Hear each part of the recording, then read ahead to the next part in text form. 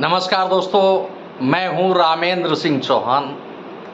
देश के सड़क राजमार्ग एवं परिवहन मंत्री नितिन गडकरी भारत का इंफ्रास्ट्रक्चर यानी भारत की सड़कों का संजाल 2024 तक अमेरिका जैसा बनाना चाहते हैं और इसके लिए उन्होंने देश को एक बड़ा आश्वासन दिया है कि 2024 तक भारत की सड़कें अमेरिका जैसी हो जाएंगी। जी हाँ, हकीकत में तो यह ख्वाब जैसा लगता है, लेकिन जिस भरोसे के साथ, जिस शक्ति के साथ, जिस तेवर के साथ नितिन गडकरी कहते हैं कि देश की सड़कों का संजाल 2024 के अंत तक अमेरिका जैसा हो जाएगा, यह वो भरोसा दिला रहे हैं।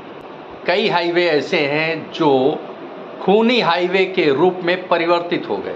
ऐसा ही एक हाईवे है कानपुर सागर हाईवे। पिछले 10 माह के दौरान 125 से अधिक मौतें हो गई। 24 घंटे के अंदर इस हाईवे व इससे जुड़े मार्गों पर कई हादसे हुए। इन हादसों में 2 दरोगा और 1 हेड कांस्टेबल की मौत हो गई। अब इन हेड कांस्टेबल को या दरोगाओं को या यूपी पुलिस को कौन समझाए कि यह अनियंत्रित वाहन नहीं पहचानते हैं कि आपने पुलिस की वर्दी पहन रखी है और आप उनको जेल तक भेज सकते हैं। क्योंकि अनियंत्रित वाहन जब सड़क पर दौड़ते हैं तो किसकी जान ले लेंगे, किसका घर बर्बाद कर देंगे, कुछ भी कहना बड़ा मुश्किल होता है। लेकिन अब अगर नहीं समझ में आता है यूपी पुलिस को, तो यह उसकी अपनी समझदारी है कि वह इस तथ्य को समझे या ना समझे। क्योंकि अनियंत्रित दौड़ता वाहन आपकी वर्दी नहीं पहचानता है, आपका रुतबा नहीं पहचानता है, आपका रसूख नहीं पहचानता है। उसके सामने जो भी आएगा वह सीधे काल के गाल में समा जाएगा। क्योंकि जिस तरह से सागर कानपुर हाईवे पर, कानपुर सागर हाईवे पर भारी तादाद में भारी वाहन यानी बड़े वाहन, डंपर, बड़े ट्रक या अन्य भारी वाहन दौड़ते हैं, उससे मन मस्तिष्क में एक खौफ आता है कि कहीं यह हमारी ज़िंदगी न ले ले, हमारी जान न ले ले, हमें और हमारे परिवार को बर्बाद न कर दे। सुनने में बड़ा आश्चर्य लगता है, लेकिन इसका एक बड़ा कारण है सिस्टम का ना होना।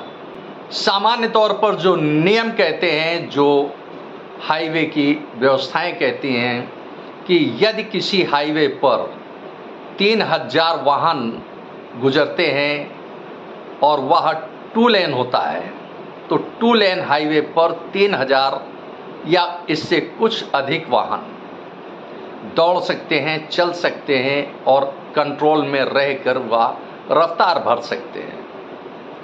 लेकिन जिस तरह से हाईवे पर वाहन दौड़ते हैं, वह निश्चित रूप से खूनी मंजर पैदा करने वाले होते हैं। कानपुर सागर हाईवे 2 लेन का है।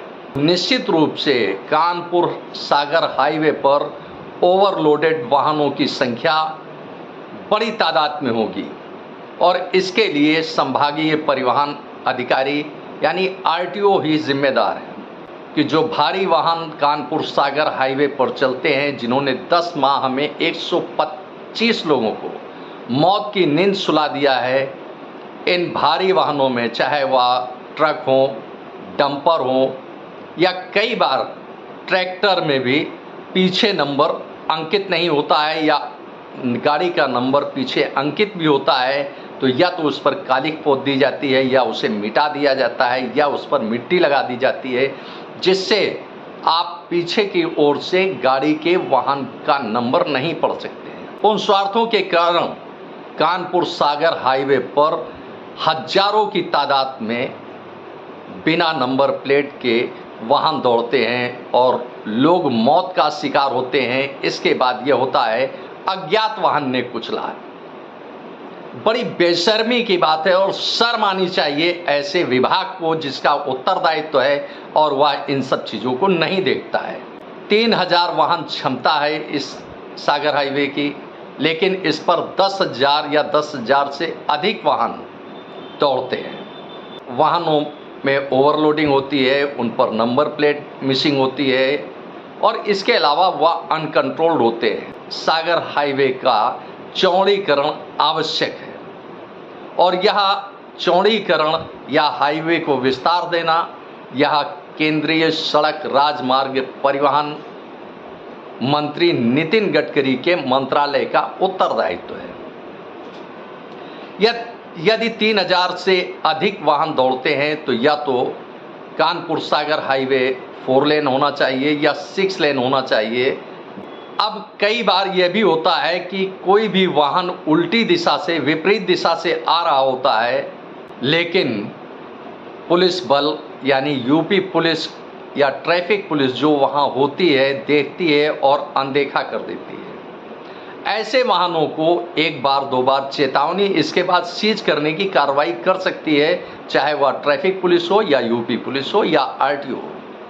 नियमों का लगातार उल्लंघन करना किसी अपराध से कम नहीं है। घाटमपुर में कुष्मांडा देवी के पास विपरीत दिशा से आते हुए डंपर ने एक दरोगा को, एक हेड कांस्टेबल को कुचला। इतना ही नहीं, सड़क की जो क्षमता होती है, जो उस पर दबाव की जो क्षमता होती है, वो वाहन के लोड फैक्टर को देखा जाता है और यह लोड फैक्टर जो एक वाहन का, अगर ट्रक का 20 टन का लोड फैक्टर है तो गणना इसी के आधार पर की जाती है कि 20 टन का भार वाहन इस सड़क पर लेकर जाया जा सकता है। लेकिन जब 20 टन की जगह 80 टन या 100 टन होता है तो सड़क का टूटना लाजमी है, जिससे राजस्व की क्षति होती है, जान माल का नुकसान होता है, भारत सरकार की क्षति होती है और भुगतना पड़ता है आम नागरिकों को। बात पूरे सिस्टम की है कि आखिर इसके लिए जिम्मेदार कौन है। इसके लिए पूरा सिस्टम जिम्मेदार है, वह नहीं पहचानता है कि आप दरोगा हैं या रसूखदार हैं। आपने इस वीडियो को देखा, आपको यह वीडियो कैसा लगा कमेंट बॉक्स में हमें अवश्य बताएं। वीडियो को शेयर करें। यदि आप हमारे चैनल पर नए हैं तो हमारे चैनल को सब्सक्राइब करें, जिससे हमारे आने वाले वीडियो, आने वाले नोटिफिकेशन आपको मिल सके। दोस्तों, वीडियो को लाइक करना ना भूलें। आप लाइक करते हैं तो हमारा प्रोत्साहन होता है, हमारा मोटिवेशन होता है। आपने वीडियो को देखा, आपका बहुत बहुत धन्यवाद। Thank you. जय हिंद, जय भारत।